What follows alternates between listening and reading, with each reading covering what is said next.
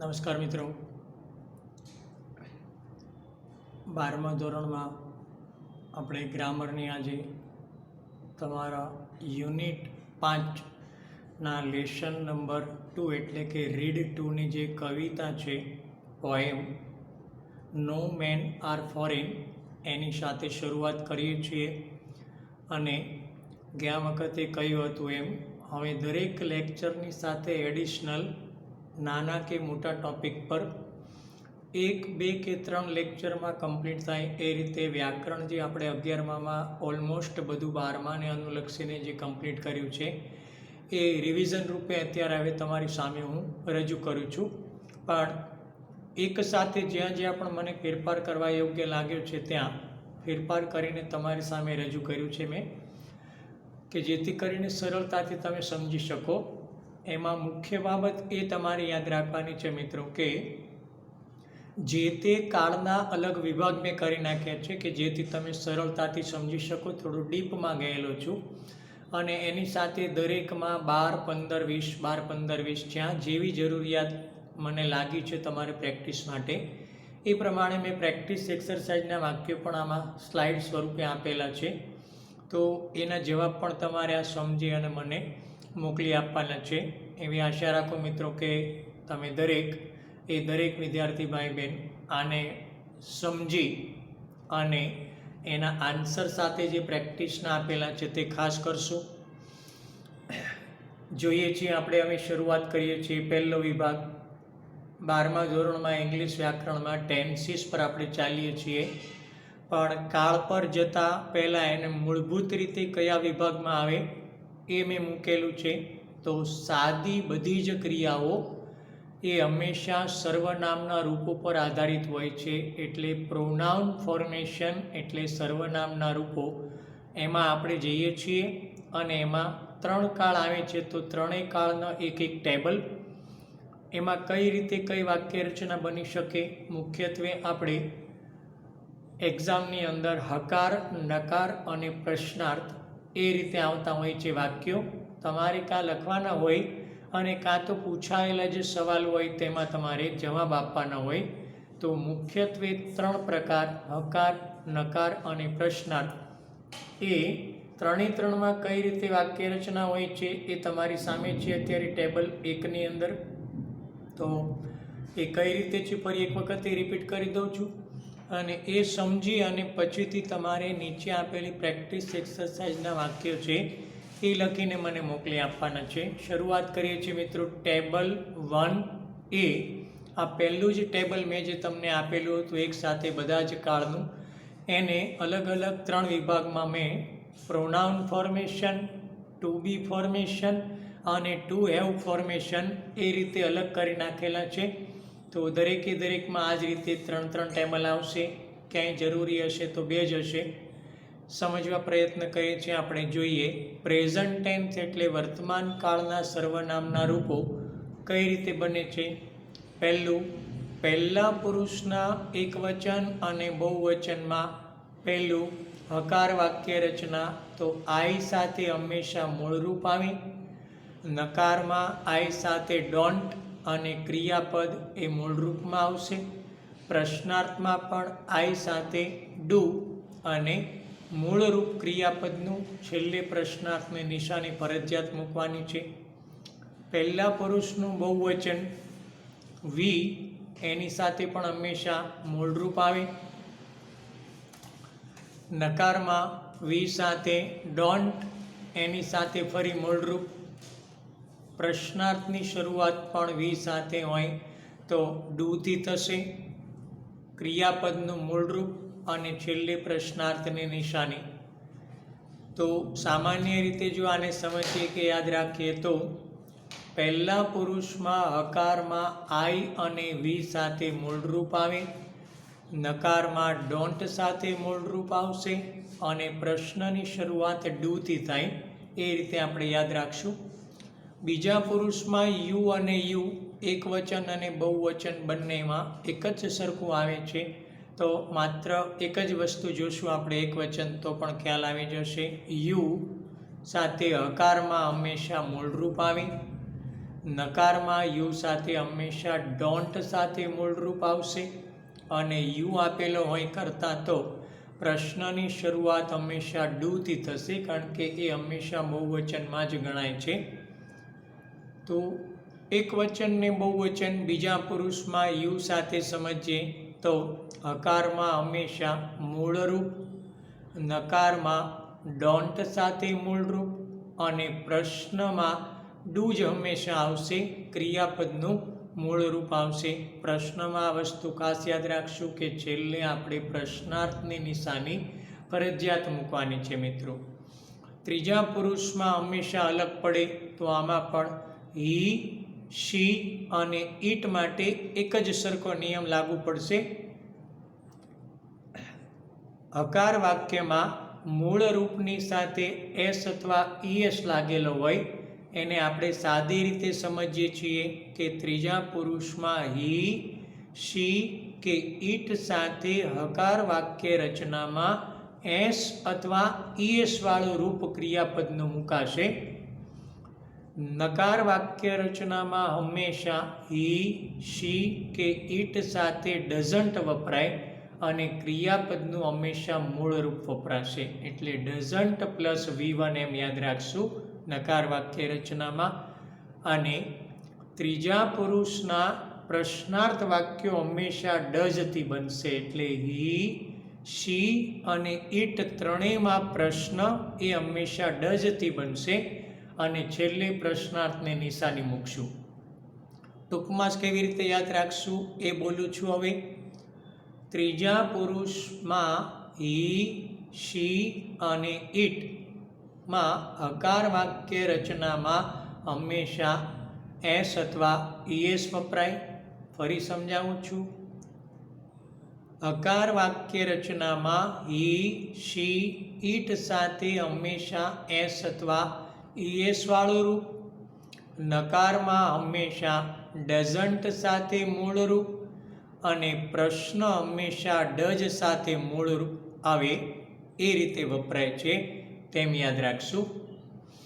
સાવ સાદી રીતે સમજીએ તો માત્ર અને માત્ર આખા ટેબલમાં ગણીએ તો કોમન વસ્તુ કે બધી જ વાક્ય રચનામાં ક્રિયાપદનું હંમેશા મૂળ રૂપ આવે સિવાય કે ત્રીજા પુરુષમાં. એટલે હી, શી અને ઇટ સાથે ક્રિયાપદનું એસ અથવા ઈએસ વાળું રૂપ આવે. બાકી કોઈ પણ કરતા હોય તો એમાં હકાર, નકાર કે પ્રશ્નાર્થમાં ક્રિયાપદનું મૂળ રૂપ આવશે. આ દરેક સાથે આપણે ટૂંકમાં યાદ રાખશું. છેલ્લું છે ત્રીજા પુરુષમાં બહુવચનમાં ધ્યેય સાથે પણ હંમેશા હકારમાં મૂળ રૂપ, નકારમાં ડોન્ટ સાથે મૂળ રૂપ અને પ્રશ્નાર્થ એ હંમેશા ડુથી બને છે અને એમાં ક્રિયાપદનું મૂળ રૂપ વપરાશે. ફરી ત્રીજા પુરુષમાં હકારમાં ધ્યેય સાથે મૂળરૂપ, નકારમાં ધ્યેય સાથે ડોન્ટ સાથે મૂળરૂપ અને પ્રશ્નાર્થ જો બનાવીએ તો ડુ સાથે મૂળરૂપ આવે. અને કોમન નિયમ જે હમણાં બોલ્યો તે ફરી બોલું છું કે વર્તમાન કાળના સાદી વાક્ય રચનાની અંદર ત્રીજો પુરુષ એક વચન એટલે હી, શી અને ઇટને બાદ કરતા બાકીની બધી જ વાક્ય રચના હકાર, નકાર કે પ્રશ્નાર્થમાં ક્રિયાપદનું હંમેશા મૂળ રૂપ વપરાય છે. આ આપણે ખાસ યાદ રાખશું. માત્ર હી, શી, ઇટમાં એસ અથવા ઈએસ વાળું રૂપ આવે અને પરીક્ષામાં મોટે ભાગે તમને એ ત્રીજા પુરુષ એક વચન એટલે હી, શી અને ઇટ પર આધારિત વધારે પૂછવામાં આવે છે. તો એ ખાસ આપણે યાદ રાખશું. જોઈએ છે મિત્રો, હવે આ થઈ ગયો તમારો પ્રેઝન્ટ ટેન્સ એટલે કે સર્વનામના રૂપોમાં પહેલું ટેબલ એ. ટેબલ એનો એ વિભાગ જોયો. હવે જે હું સ્લાઇડ તમારી સામે આગળ આપણે જે કરી અને મૂકવા જઈ રહ્યો છું એમાં આ અત્યારે વર્તમાન કાળ આપણે જે સમજ્યા છીએ એના પર આધારિત 12 વાક્યો છે. હકારના 4, નકારના 4 અને પ્રશ્નાર્થના 4 વાક્યો. એમાં નકાર અને પ્રશ્નાર્થમાં તમને મેં વિકલ્પ આપેલા છે સાથે. જ્યારે પહેલું જે છે હકાર વાક્યો, એની અંદર વિકલ્પ નથી, માત્ર ક્રિયાપદ આપેલા છે. શું આમાં કોમન વસ્તુ છે? ફરી કહી દઉં છું. સાદય ક્રિયાની અંદર એટલે કે વર્તમાન કાળમાં ત્રીજા પુરુષ એકવચન એટલે કે હી, શી અને ઈટ સાથે ક્રિયાપદનું હંમેશા એસ અથવા યસ વાળું રૂપ જ વપરાય અને બાકીના બધા જ કર્તા સાથે અકાર, નકાર કે પ્રશ્નાર્થ કોઈ પણ વાક્ય રચના હોય ક્રિયાપદનું હંમેશા મૂળ રૂપ આવશે. પછી એમાં ડઝ આવે કે ડુ આવે, ડોન્ટ આવે કે ડઝન્ટ આવે, એ તમારી રીતે તમે તમારી સામે આ જે મૂકેલું મેં ટેબલ છે એને બરાબર યાદ રાખજો.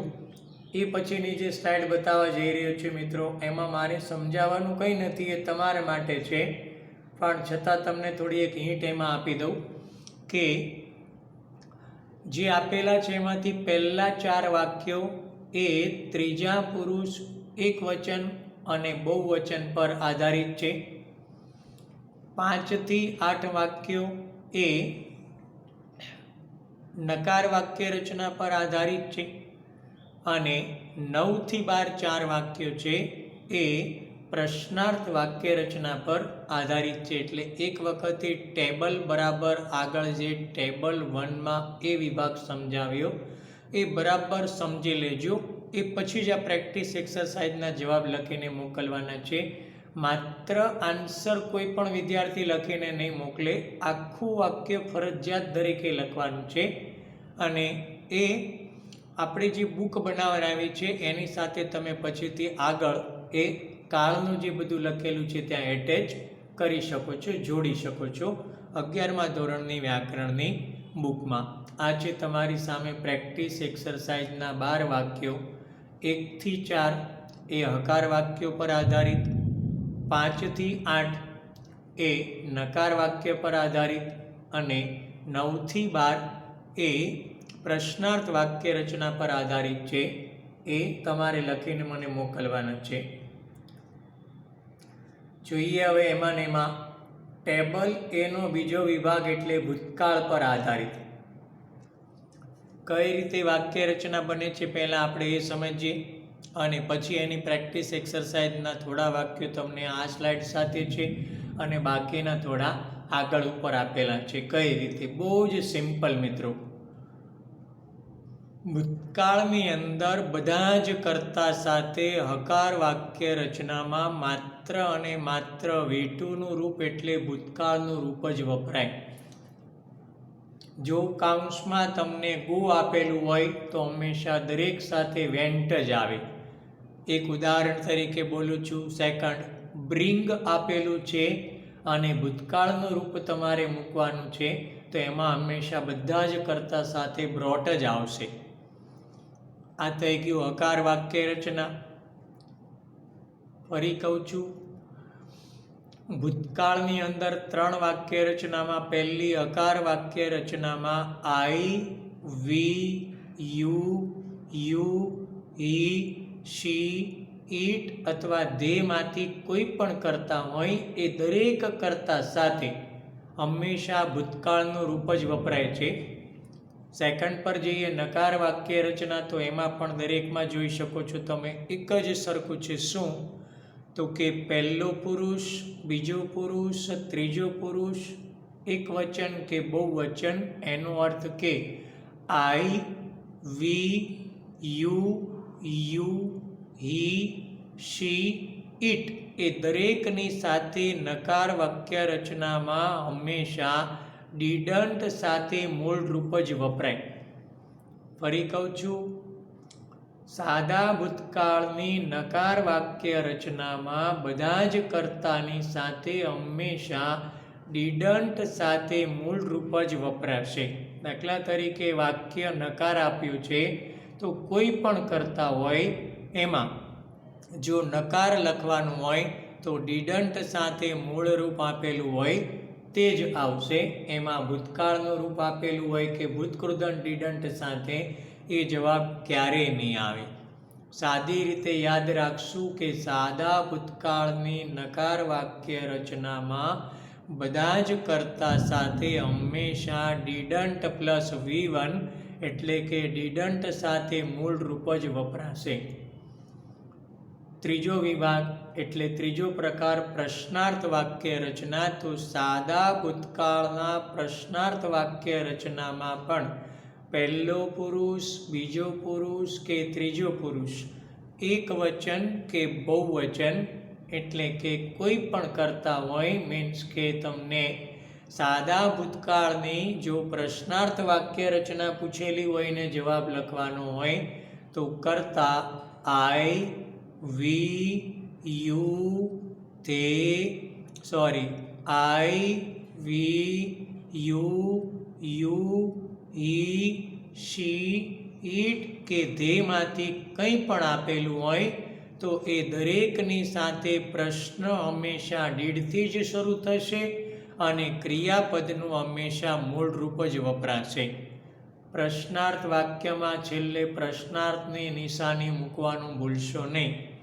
જ્યારે આપણે રનિંગમાં સમજતા હતા 11મા ધોરણમાં ત્યારે મેં સ્પષ્ટ અનેક વખતે ઉલ્લેખ કરેલો છે. ફરી કહી દઉં કે તમારો જવાબ સાચો છે પરંતુ પ્રશ્નાર્થની નિશાની નથી મૂકેલી તો અડધો માર્ક્સ કટ ઓફ થઈ જાય છે બોર્ડની સિસ્ટમ પ્રમાણે.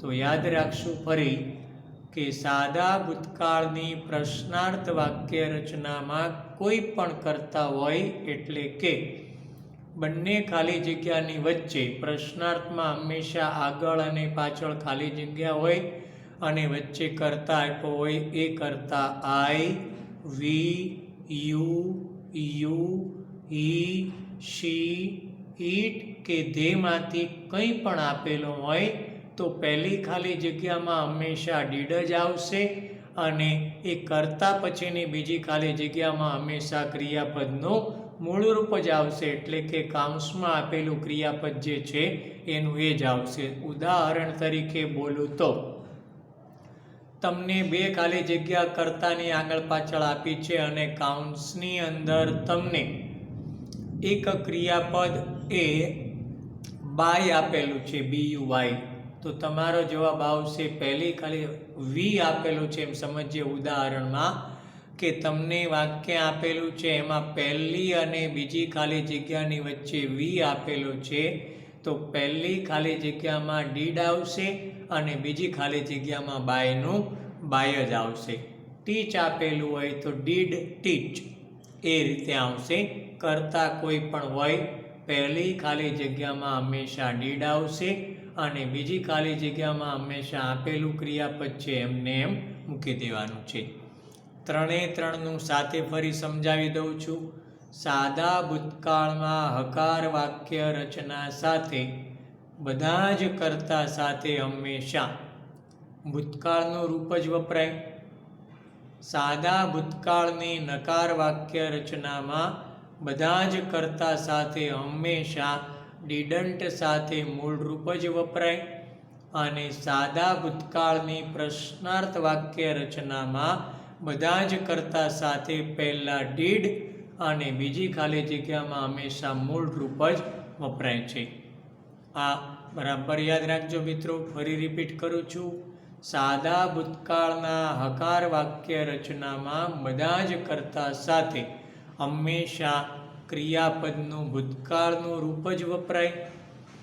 નકાર વાક્ય રચનામાં બધા જ કર્તા સાથે હંમેશા ડીડન્ટ સાથે મૂળ રૂપ જ વપરાય અને પ્રશ્નાર્થ વાક્ય રચનામાં બધા જ કર્તા સાથે પહેલી ખાલી જગ્યામાં ડીડ અને બીજી ખાલી જગ્યામાં મૂળ રૂપ જ વપરાય. પ્રશ્નાર્થની નિશાની મૂકવાની ન ભૂલીએ.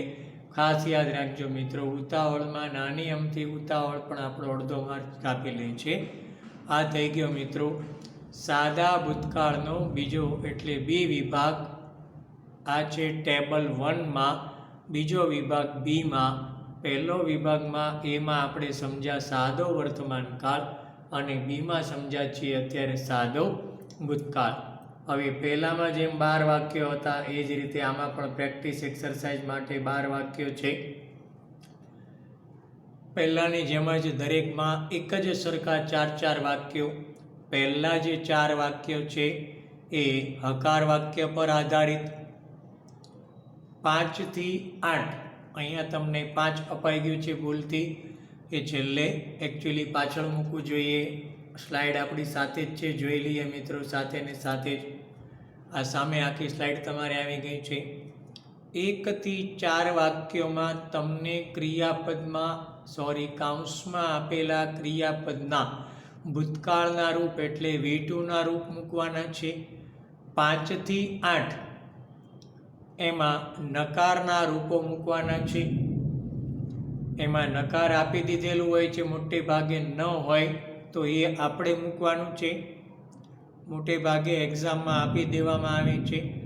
અને 9 થી 12 એ પ્રશ્નાર્થ વાક્યો છે. દરેકની પાછળ પ્રશ્નાર્થની નિશાની હોવી જોઈએ, પણ બાય મિસ્ટેક 10 અને 11માં પ્રશ્નાર્થની નિશાની નથી. તો મિત્રો તમે એ પ્રશ્નાર્થ વાક્યો જ છે એમ સમજી લેજો. અને એમાં તમારે પ્રશ્નાર્થ વાક્ય રચના પ્રમાણે જ ખાલી જગ્યા મૂકવાની છે. એક સાથે અથવા આગળ અને પાછળ હોવું જોઈએ, પણ એમાં પણ મિસ્ટેક છે મિત્રો. શરૂઆતમાં ખાલી જગ્યાની બદલે જુઓ 10 અને 12માં જ બેનને મિસ્ટેક છે. શરૂઆતમાં ખાલી જગ્યા, પછી હી અને પછી ખાલી જગ્યા, એ રીતે તમારે જરા સુધારો કરી લેવાનો છે. જરી સ્લાઇડમાં જરા ફરી માહિતી આપી દઉં મિત્રો બધી. 1 થી 4માં બરાબર છે, એમાં તમારે જે કૌંસમાં આપેલા ક્રિયાપદ છે એના ભૂતકાળના રૂપ મૂકવાના છે. 5 થી તે આગળ આપણે સમજીએ તો એમાં ડિડન્ટ આપી દીધેલું છે. 6 ની અંદર એ પ્રશ્નાર્થ વાક્ય આવી ગયું છે. એકચ્યુઅલી 5, 6, 7 અને 8 એ નકાર વાક્ય રચના છે, એટલે છઠ્ઠા વાક્યમાં એ શરૂઆતની ખાલી જગ્યા એ ધ્યાનમાં લેવાની નથી. વીથી શરૂ કરો અને પછી નકારનું રૂપ મૂકી અને ક્રિયાપદ સાથે જોડી દેવાનું છે. 7 થી બરાબર છે, એમાં પણ નકારના રૂપ સાથે ક્રિયાપદ મૂકવાનું છે. 8 ની અંદર પણ બરાબર આપ્યું છે, ક્રિયાપદનું રૂપ માત્ર મૂકવાનું છે. 9મી ખાલી જગ્યામાં બરાબર છે, પહેલામાં તમારે રૂપ મૂકી અને પછી ક્રિયાપદનું રૂપ એ બીજી ખાલી જગ્યામાં મૂકવાનું છે. 10 અને 11માં 2 મિસ્ટેક છે. એક તો હીની આગળ ખાલી જગ્યા આવે ત્યાં તમારે પ્રશ્નાર્થનું રૂપ જે આવતું હોય તે મૂકવાનું છે.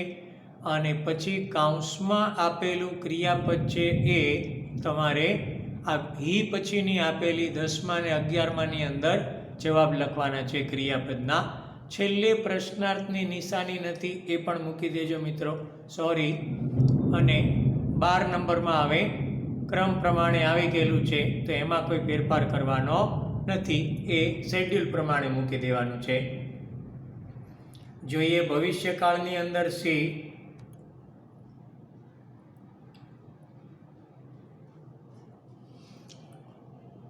ભવિષ્યકાળમાં જોઈએ તો 2 વિભાગ પડશે. હકાર વાક્ય રચનાને પહેલા સમજીએ. પહેલા પુરુષમાં આઈ અને વી સાથે સેલ સાથે મૂળરૂપ. ફરી ભવિષ્યકાળ એટલે સાદા ભવિષ્યકાળના હકાર વાક્ય રચનામાં પહેલા પુરુષ એટલે કે આઈ અને વી સાથે હંમેશા સેલ સાથે મૂળરૂપ વપરાશે. બાકીના બધા જ કર્તા સાથે વિલ સાથે મૂળરૂપ આવશે, એ આપણે યાદ રાખશું. ફરી સાદો ભવિષ્યકાળ હકાર વાક્ય રચના પહેલા પુરુષમાં આઈ અને વી સાથે હંમેશા સેલ સાથે મૂળરૂપ વપરાશે અને બાકીના કર્તા એટલે બીજા અને ત્રીજા પુરુષમાં હંમેશા વિલ સાથે મૂળરૂપ આવશે. નકાર સમજીએ તો પણ એ રીતે પહેલા પુરુષમાં નકારમાં આઈ અને વી સાથે શેન્ટ સાથે મૂળરૂપ અને બાકીના બીજા કર્તા એટલે બીજો પુરુષ અને ત્રીજા પુરુષમાં હંમેશા વોન્ટ સાથે મૂળરૂપ આવશે. પ્રશ્નાર્થ વાક્ય રચનામાં સમજીએ તો પહેલા પુરુષમાં આઈ અને વી આપેલ હોય તો શેલથી શરૂ થશે અને ક્રિયાપદનું મૂળરૂપ મુકાશે. બીજા અને ત્રીજા પુરુષમાં હંમેશા વિલથી શરૂ થશે અને બીજી ખાલી જગ્યામાં હંમેશા મૂળરૂપ મુકાશે. ફરી 3 એ 3માં બોલી જાઉં છું. સાદા ભવિષ્યકાળના હકાર વાક્ય રચનામાં આઈ અને વી સાથે સેલ સાથે મૂળરૂપ અને બાકીના બધા જ કરતા એટલે યુ, હી, શી, ઇટ અને ધે સાથે વિલ સાથે મૂળરૂપ વપરાશે. નકારમાં સમજીએ તો પહેલા પુરુષમાં આઈ અને વી સાથે હંમેશા શેન્ટ સાથે મૂળરૂપ અને બાકીના કરતા એટલે યુ, હી, શી, ઇટ અને ધે સાથે હંમેશા વોન્ટ સાથે મૂળરૂપ જ વપરાશે. પ્રશ્નાર્થમાં પણ એ રીતે જોઈએ તો પહેલા પુરુષમાં આઈ અને વી સાથે સેલ પહેલી ખાલી જગ્યામાં અને બીજી ખાલી જગ્યામાં મૂળરૂપ અને બાકીના કરતા એટલે યુ, હી, શી, ઇટ અને ધે સાથે પહેલી ખાલી જગ્યામાં હંમેશા વિલ અને બીજી ખાલી જગ્યામાં હંમેશા મૂળરૂપ જ વપરાશે. પ્રશ્નાર્થમાં અગાઉ કહ્યું તેમ મિત્રો હંમેશા છેલ્લે પ્રશ્નાર્થની નિશાની મૂકવી ફરજિયાત છે. એમાં 2 વિભાગ પડે, પહેલો પુરુષ અને બાકીના બીજા કરતા, એ પ્રમાણે. આ થઈ ગયું મિત્રો આપણે ફ્યુચર ટેન્સનો 3જો વિભાગ. આ સાથે તમારે સાદી વાક્ય રચનાઓ એટલે ટેબલ 1ની અંદર એમાં સાદો વર્તમાનકાળ, બીમાં સાદો ભૂતકાળ અને સીમાં છેલ્લે આપણે સાદો ભવિષ્યકાળ સમજ્યા. એ સમજીને હવે આ પ્રેક્ટિસ એક્સરસાઇઝ આપણે તમારી સામે મૂકેલી છે મિત્રો. આમાં તમારે પહેલા 4 વાક્યો એ હકાર વાક્યો પર આધારિત જવાબ મૂકવાના છે. પછી જે જગ્યા પર જો પ્રશ્નાર્થ આપેલો હોય તો ત્યાં પ્રશ્નાર્થ પણ તમે મૂકી શકો છો અને બાકી જ્યાં નકાર હોય ત્યાં નકાર.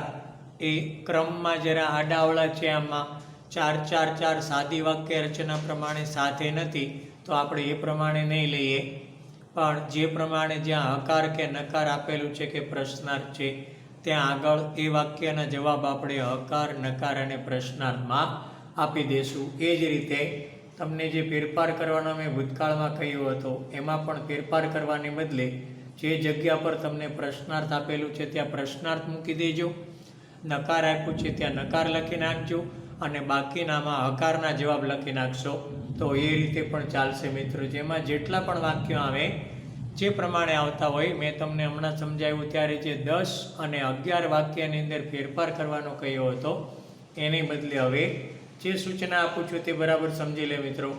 આ છેલ્લે કે સાદા ભૂતકાળની જે આપણે વાક્ય રચનાઓ સમજ્યા છીએ ટેબલ 1ના બીમાં તેની પ્રેક્ટિસ એક્સરસાઇઝમાં અગાઉ જે મેં સૂચના આપી છે એ ફેરફાર કરવાને બદલે જે વાક્ય જે જગ્યા પર જે પ્રમાણે આપ્યું છે હકાર, નકાર અને પ્રશ્નાર્થ એ વાક્યોને એ જ પ્રમાણે તમે લખજો. ક્યાં લખવાનું છે આ જે મેં સ્લાઇડ કરી છે કઈ છે મિત્રો તમારી સામે ફરી ટેબલ કરી દઉં છું. આ છે તમારી સામે ટેબલ 1નો બી વિભાગ સાદો ભૂતકાળ અને એમાં પ્રેક્ટિસ એક્સરસાઇઝમાં મેં પહેલાં સમજાવ્યું ત્યારે તમે જે ફેરફાર કરવાના કયા હતા 10માં અને બીજા વાક્યોમાં એને બદલે શું કરશું આપણે તો કે જે પ્રેક્ટિસ એક્સરસાઇઝમાં જે જગ્યા પર હકાર વાક્ય છે તો એ હકાર જવાબ લખશો, નકાર હોય તો એમાં નકાર પ્રમાણે જવાબ લખશું અને જ્યાં પ્રશ્નાર્થ વાક્ય રચના છે એટલે કે દાખલા તરીકે 3જું વાક્ય એમાં વચ્ચે કરતા હોય અને આસપાસમાં 2 ખાલી જગ્યામાં છેલ્લે પ્રશ્નાર્થની નિશાની કદાચ ન હોય તો એને પ્રશ્નાર્થ વાક્ય ગણી અને એ જ પ્રમાણે આપણે જવાબ લખીને મૂકશું. આ થઈ ગયા મિત્રો આપણે એક વિભાગ. હવે પછીથી 2બીના પણ આ જ રીતે 3 પેરેગ્રાફ આવશે અને પછી 2હેવના એટલે પૂર્ણ રચના. હવે પછીથી આપણે સમજશું એમાં ચાલુ ક્રિયાનું સમજશું. બસ આ સાથે તમારો આ જે અત્યારે આપણે સમજેલા છે મિત્રો એ સાદા કાળનું જે છે એ 5 યુનિટ નંબર 5ના રીડ 2 નો મેન્સ આર ફોરેન એ કવિતાની સાથે તમને આ લેક્ચર મળવાનો છે. આખો જ લેક્ચર બરાબર સમજી અને પછી જવાબ લખીને મને મોકલવાના છે. આશા રાખો મિત્રો કે જે સૂચના આપું છું આ એક પ્રકારનું તમારું 12મા ધોરણનું રિવિઝન જ છે. 11મામાં ઓલરેડી આપણે આ સમજી ગયેલા છીએ. આ રિવિઝન રૂપે તમારી સામે મૂકું છું. એમાં જે ટૂંકું હતું એ વ્યવસ્થિત રીતે સમજી શકો તમે એ માટે જરા એનું કાળ વાઇઝ મેં એક્સપાન્શન કરી અને તમારી સમક્ષ રજૂ કર્યું છે. આશા રાખું કે આખો વિડીયો પહેલાં જોઈ લેજો અને પછી એક કાળમાં ફરી પાછા આવીને સમજશો તો તમને વધારે અનુકૂળ રહેશે. Thank you.